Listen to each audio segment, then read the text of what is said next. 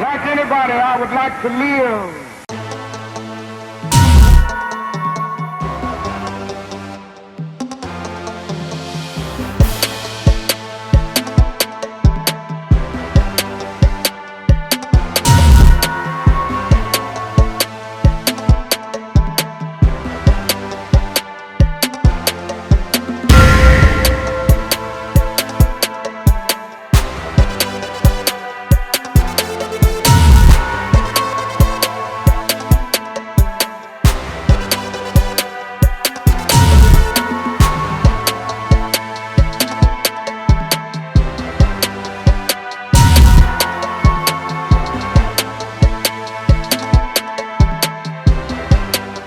Fidèles téléspectateurs, bonsoir et bienvenue dans votre émission Le Repère. Nous avons repéré aujourd'hui quelqu'un qui n'aime pas l'échec. C'est un jeune en tout cas. Malgré les aléas de la vie, il croit à son intuition et il avance vers la réussite. Alors, je vous invite avec moi à les découvrir dans cette rubrique Le Portrait. Et on se retrouve tout juste après.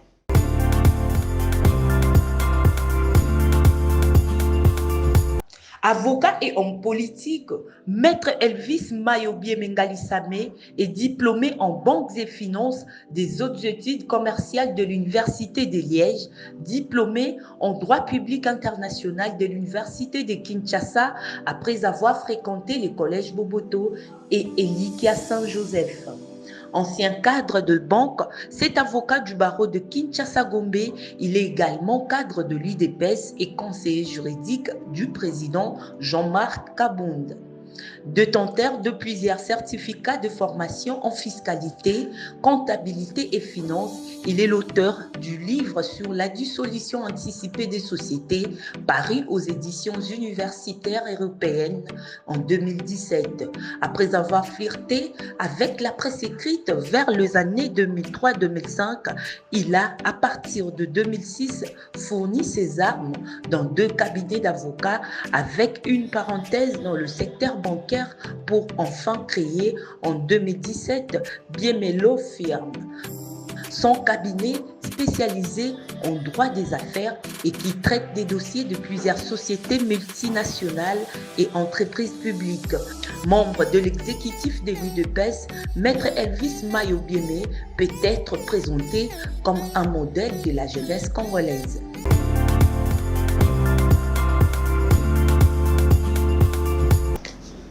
Et voilà, il s'agit bien de Monsieur Elvis Biémé. C'est son nom en tout cas. Il est avocat. Bonsoir, Monsieur Elvis. Bonsoir, madame. C'est un honneur de vous recevoir sur ce plateau de Média Business Télévision et dans cette émission Le Repère. Nous sommes ravis également d'être parmi vous. Et voilà, j'ai bien de dire que vous êtes avocat. Ça fait très longtemps que vous êtes avocat, c'est ça? Ça va faire bientôt 17 ans. Bientôt 17 ans. Oh, ouais, parce alors, qu'on si on parlait dans ma 16e année. Si on parlait de votre parcours un peu. Sommairement, puisque né et grandi à Kinshasa, au niveau de la formation, j'ai eu à fréquenter des écoles ici à Kinshasa, comme le collège Boboto, le collège Elikia, et par après, j'ai adhéré à la fac de droit de l'Université de Kinshasa, où j'en suis sorti diplômé en droit international. Puis j'ai suivi une formation auprès de HEC ULG, une formation spécialisée en banque et finance, c'est un MBA. Et ensemble avec tout ça, j'ai eu aussi à faire certaines formations spécialisées en comptabilité, fiscalité, finance et bien d'autres. Tout ça, c'est pour avoir un parcours éloquent. Pas forcément, mais c'est pour étoffer ma formation. Okay. Et puis, d'un point de vue professionnel, parallèlement avec mes études de droit à la fac, j'étais dans la presse écrite. Ah. J'ai volé dans la presse écrite, je faisais des articles comme vous, je faisais des descentes, j'ai connu des termes comme coupage et autres. Okay. J'ai fait ça pendant 2 ans, puis j'ai prêté serment au barreau de Kinshasa-Gombe. J'ai été encadré à mes débuts par Maître Jean-Claude Maki, qui est aujourd'hui bâtonnier au barreau de Kinshasa-Gombe. Après, j'ai quitté le barreau pendant 2 ans pour exercer un peu la pratique bancaire au niveau de la Banque internationale pour l'Afrique au Congo. J'ai travaillé au département des risques et des engagements bancaires.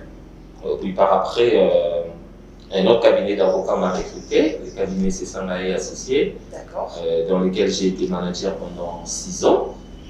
Et juste après, vers 2017, j'ai dû créer ma propre boîte en fait, le cabinet Bienvenido Firme, qui est principalement dans les droits des affaires.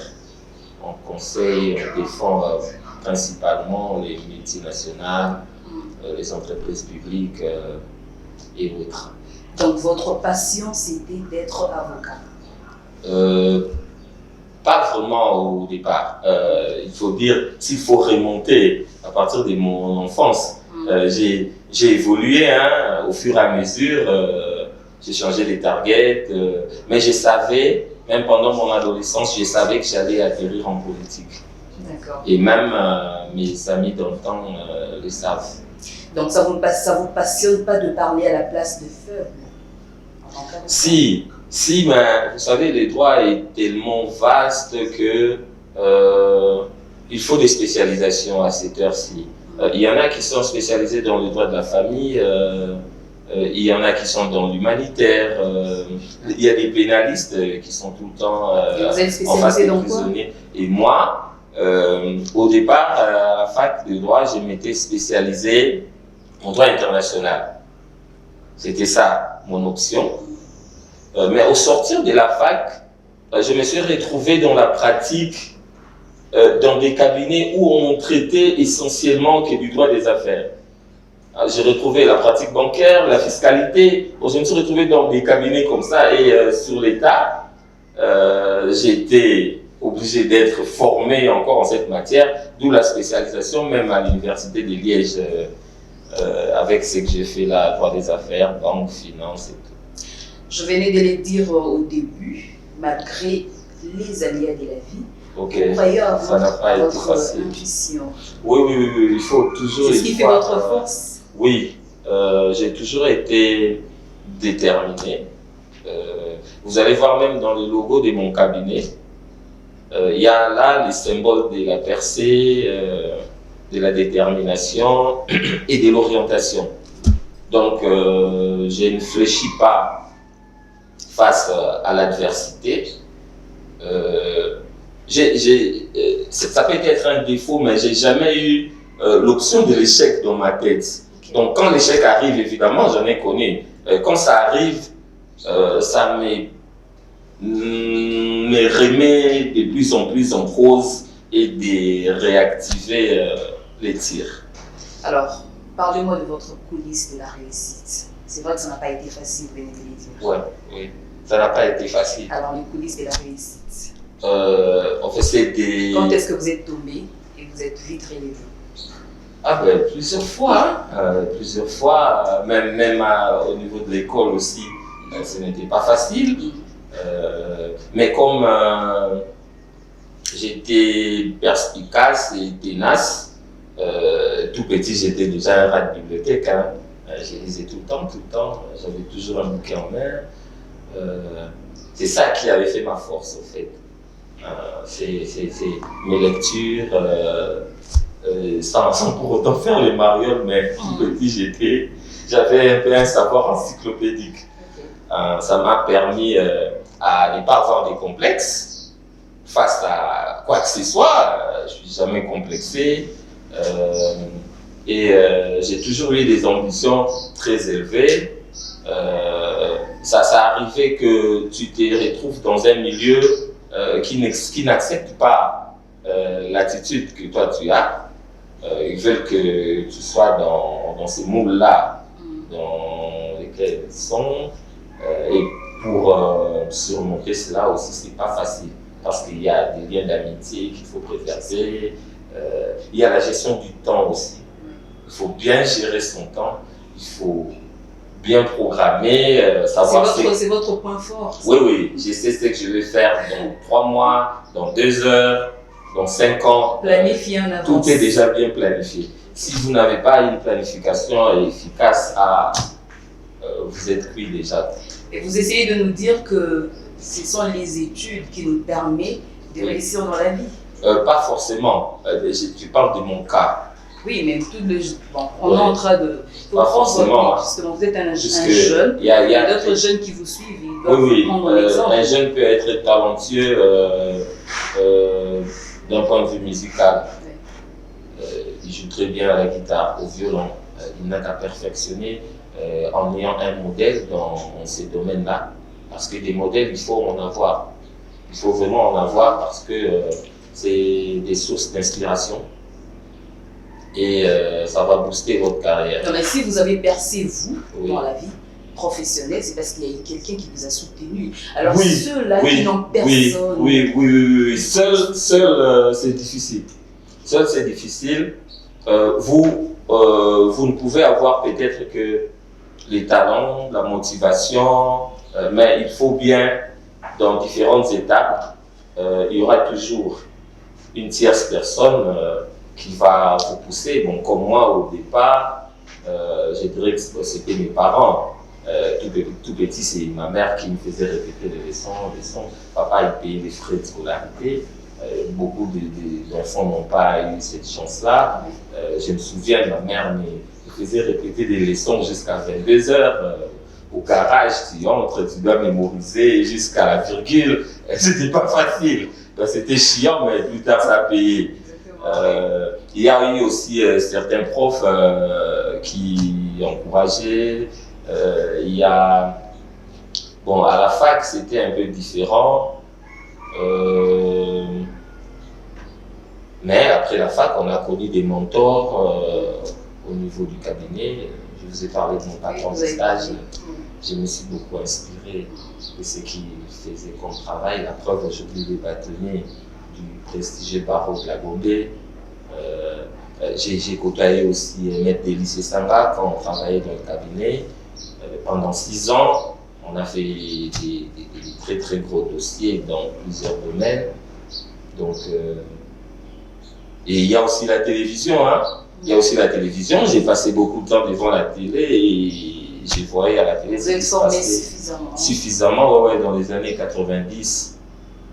Quand on a installé les chaînes étrangères ici, à partir de 91, 92, là, j'ai passé beaucoup de temps, je m'inspirais aussi beaucoup des magazines, des documentaires. C'est très intéressant. Oui. Mais alors, qui est votre modèle, votre repère? Mon repère, dans quel domaine là, en politique? En politique, dans la vie professionnelle. Dans la vie professionnelle, comme avocat, je n'en ai pas vraiment spécifiquement. Non, je vais juste travailler pour mes clients. Et Kennedy alors?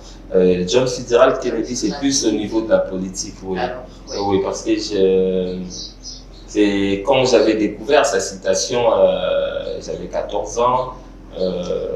Ne vous demandez pas ce que le pays peut faire pour vous, mais demandez-vous plutôt ce que vous pouvez faire pour le pays. Donc vous allez vous appuyer sur ça pour embrasser la vie politique. La carrière politique, justement, et je me bats pour ça. Comme je suis et vous allez vous occuper de votre pays, comme évidemment, en me donnant vraiment corps et âme. En menant pour la grandeur de la RDC. Plus concrètement. D'abord, comme je milite dans un parti politique. Les devoirs d'un parti politique, tout le monde le sait. C'est dans la loi de 2004. Déjà dans ces partis, je travaille activement pour son avancement. Je travaille avec les présidents du parti ainsi que le secrétaire général dans l'exécutif du parti. Il y a aussi, bon, évidemment, dans le cadre de ces partis, c'est la conquête du pouvoir. Comme on y est, on donne notre savoir-faire, notre énergie et tout pour l'avancement de la société. Il y a aussi l'écriture. Il faut aussi écrire. J'écris souvent des articles. Si vous allez dans Google, juste en tapant mon nom, vous allez voir beaucoup Non d'articles. seulement ça, vous avez écrit aussi un livre. Ah oui, j'ai publié un livre il y a 4 ans et je crois que d'ici un trimestre, je vais publier un deuxième. Oui. Et puis évidemment, un troisième Qui viendra. portera comme le titre en fait.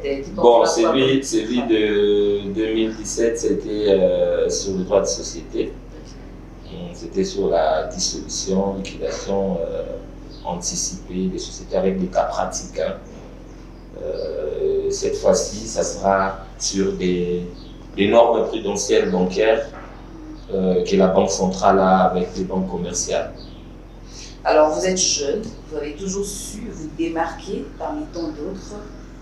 C'est quoi le secret? Le secret, c'est savoir suivre son intuition, aimer le travail qu'on fait. Il faut trouver vraiment un travail que tu aimes, parce que si tu n'es pas dans un travail que tu aimes, ah là, vraiment, c'est gâté. Mais c'est difficile aujourd'hui à qui de trouver oui, un travail parce que, en fait, le mot travail même vient du latin tripalium. Tripalium, c'est un instrument de torture. Donc, ça veut dire que le travail, en principe, c'est la torture. Une corvée.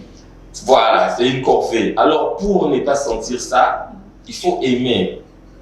Alors, foncièrement, ce qu'on fait, il faut vraiment l'aimer. Comme moi. Mais les pays ne donnent pas les opportunités de pouvoir Oui. avoir un travail qu'on aime. Oui, moi, je vous ai dit que je suis né et grandi à Kinshasa. J'ai vu tout, je sais tout ce qui se passe ici. Mais malgré les difficultés, j'ai m'accroché. Et il y a aussi quelque chose qu'un jeune doit tenir, c'est l'espoir. L'espoir que ça va aller mieux. Donc, que ça va aller mieux demain, si vous avez toujours ça en tête, vous êtes en difficulté aujourd'hui, vous travaillez pour sortir de ces trous. Malgré qu'il n'y a aucune lueur d'espoir. Il n'y en a pas. Il y en a toujours, il y en a toujours. Donc, il y en a toujours, madame. Par exemple, pour aller à la fac, nous on allait à la fac avec des difficultés. C'était à l'époque des musées, les transports étaient difficiles. Des fois, on faisait les pieds de l'intendance au rond-point Gaba, on le faisait. C'était très dur, on vivait dans un milieu crasseux comme des étudiants. Mais tout le temps, j'étais dans des bibliothèques, je lisais. Avec le peu qu'on a, on peut faire quelque chose. Donc, avec le peu, on peut faire quelque chose. Vous savez, Facebook, aujourd'hui, Mark Zuckerberg l'a créé en 2004. C'était dans une chambre d'étudiants, plutôt. Vous allez voir la plupart des géants des Silicon Valley, Steve Jobs et les autres, ils ont créé leurs inventions là, c'était dans des garages, c'était pas dans des bureaux climatisés. Tout ça, il faut toujours s'en inspirer. Abraham Lincoln, qui est président, il est passé par beaucoup des épreuves. Oh, il a eu beaucoup d'échecs, en tout cas inimaginables. Donc il faut garder. Mais aujourd'hui, on peut le citer parmi les 3 meilleurs présidents des États-Unis. C'est les opportunités qui n'arrivent pas. Les opportunités, des fois, ça arrive, mais on n'y prête pas attention parce qu'on manque de concentration. On manque de concentration. Il y a aussi la distraction de l'entourage. Des fois, on n'est pas trop motivé. Alors, qui doit nous motiver, nous-mêmes ou c'est des gens qui nous entourent? D'abord nous-mêmes. D'abord nous-mêmes, il faut choisir aussi ce qu'on regarde sur les nets. Il y a plein de vidéos sur la motivation là, sur les nets. J'en vois, mais beaucoup faire passer le temps. Et c'est aussi important. Moi aussi, des fois, je passe du temps sur TikTok. Mais ça prend tellement du temps. Une première, une deuxième fois, j'ai vu que ça m'avait pris 2 heures et j'ai arrêté. Parce que tu ne vas pas arrêter de suivre. Donc, il faut des divertissements aussi, quelquefois un peu sérieux. Ça existe. Divertissement sérieux? Oui, ça existe. Donnez-moi un exemple alors. Oui. Il y a aussi un autre volet, c'est aussi le volet de la spiritualité. Ça m'avait aussi beaucoup aidé. Ouais. Okay. Oui, ça aussi. Donc vous avez Il faut pas construit votre négliger. monde sur base de tout ça. La spiritualité. Oui, il y a la spiritualité. Par exemple, La moi, motivation. s'il faut parler de moi, par exemple, j'ai commencé aussi à fréquenter l'église très tôt. Oui. Déjà à l'âge de 5, 6 ans, 7 ans, j'étais tout le temps à l'église. À 10 ans, j'étais dans des groupes de l'église catholique. Hein. De 10 à 14 ans, j'étais là, on allait dans les colonies de vacances. Tous les dimanches, on avait des formations. J'étais dans les services à Colita. Bon, j'ai fait tout ça, quoi. Donc, il y a aussi la prière qui peut accompagner favorablement les destins d'un jeune dans son expérience professionnelle. Alors, est-ce qu'aujourd'hui, pour réussir, il faut embrasser nécessairement la vie politique? Non. Parce Non, que non, les non. jeunes aujourd'hui, Pas du les tout. jeunes se disent Oui. que si aujourd'hui je me retrouve dans la politique, je serai plein aux as. Vous avez déjà entendu C'est une parler mauvaise de ça? option. Oui, oui, je vois ça. Beaucoup viennent en politique sans vocation. D'abord, moi je vous ai dit, vous pouvez demander à mes amis d'enfance ou de l'école, ils vous diront que même à l'école, déjà à l'école secondaire, on m'appelait JFK. Parce que je voulais déjà faire ça. Mais ce n'était pas pour avoir de l'argent. Moi, j'ai fait le barreau, je vous ai dit que j'ai fait le barreau avec des multinationales de sociétés. Je cherche l'argent là-bas pour nourrir ma famille. Mais en politique, non, je ne cherche pas l'argent. C'est pas pour rien que je ne travaille qu'avec des sociétés pour la plupart, parce que je cherche l'argent. Je cherche les gains là-bas. Mais en politique, pas du tout. Et j'ai des conseils tout jeunes qui voudraient s'aventurer dans ces milieux pour les besoins du lucre. Ouais. Alors, si aujourd'hui, on vous choisissait candidat à la présidentielle, vous Aujourd'hui, me suivez, hein? aujourd'hui. Oui, mais quel serait votre... Non, c'est un exemple que je donne. Ok. Mais si j'étais en train de vous bénir, on ne sait jamais. Ah, Alors, quel serait votre projet de société pour ce pays et surtout pour ce jeune? une fois élu, mais il faut bien programmer ça. Un projet de société, ça demande d'être. Alors, sans pour autant énorme, réfléchir. parce que ça embrase tous les secteurs de la vie nationale, que ce soit la jeunesse, que ce soit les sports, finances, économie, fiscalité, un peu tout ça. C'est un travail à coucher sur papier, dans un document solide. Et je crois que dans les années à venir, je m'attellerai même à publier un livre sur un livre qui tendrait sur les points générateurs du développement de la RDC dans tous les secteurs. Lentement, on s'entend lentement, mais sûrement vers la fin. S'il faut vous définir, Monsieur Elvis Démé, en 3 mots. En 3 mots, c'est faut me définir. Je dirais l'humilité rend invulnérable. Et bien voilà, les jeunes qui vous suivent en ce moment vous ont écouté attentivement et vous ont suivi religieusement. Mais alors, quel est le message que vous pouvez leur lancer en ce moment? Oui, j'aime beaucoup voir les jeunes quand ils sont en groupe là. Quand je passe, je vois des jeunes garçons, des jeunes filles qui ont moins de 25 ans. Quand je les vois là, ça me fait plaisir. Alors, je leur dirais d'être concentrés dans leurs études et d'avoir toujours l'espoir pour ce pays, de ne jamais abandonner, de n'avoir aucun complexe vis-à-vis des enfants de leur âge d'autres pays, que ce soit de l'Occident ou de l'Orient. Ils n'ont qu'à faire des efforts et ils vont réussir ici, sur le sol de Lumumba. C'était un grand plaisir de vous avoir reçu dans cette émission. Partager, madame, c'est moi qui vous remercie. Merci à vous, fidèles téléspectateurs, de nous avoir suivis. Chers jeunes, gardez l'espoir. L'espoir fait vivre. Quel que soit ce qui vous arrive, malgré les épreuves, sachez que il y aura toujours une solution. Alors, ne baissez pas surtout les bras. Merci et merci à Papi Kaoma qui a réalisé cette émission. Merci à Bertrand Mukanga qui a été derrière la caméra. Et merci également à Bienheureux Mandeli qui a coordonné cette émission. Je vous retrouve la semaine prochaine si vous voulez bien participer à cette émission. Vous n'avez qu'à nous écrire sur les numéros qui est affiché au bas de votre écran. Et si vous voulez aussi faites des remarques et des suggestions, nous sommes là pour vous écouter. Je vous retrouve très prochainement. Alors, d'ici là, portez-vous bien. Au revoir. Like anybody, I would like to live.